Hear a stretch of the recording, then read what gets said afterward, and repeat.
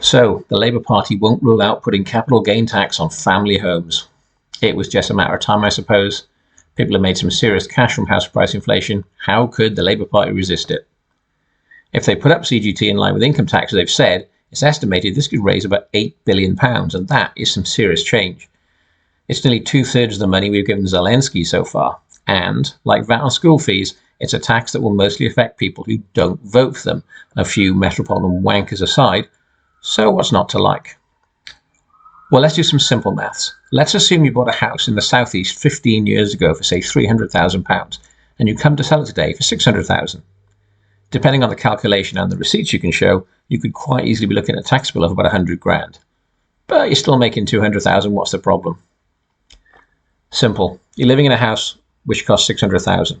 If you'd like to move to an equivalent house elsewhere, you can't. You'd have to buy a smaller house. So unless you're forced to move, you'll stay put. And this is absolutely disastrous for the housing market. You might think, well, so what? Like a lot of estate agents go bust, who cares? Here's the problem. First-time buyer houses become available as people move on. If people can't move from their first small starter home, they can never have a bigger family and never have the life they want.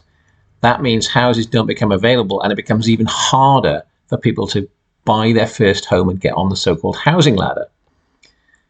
And let's not forget, the fewer buyers will put downward pressure on houses, and this conjures up the spectre of negative equity again. I lived through that last time, and I can promise you it won't be fun. This is a disastrous policy which reduces mobility and freedom. Now, Labour have done the mealy-mouthed, sources close to Rachel Reeves have ruled this out, but when a politician wants to lie, they leak something which they can deny ever having said. This is a monumentally stupid idea in a crowded field.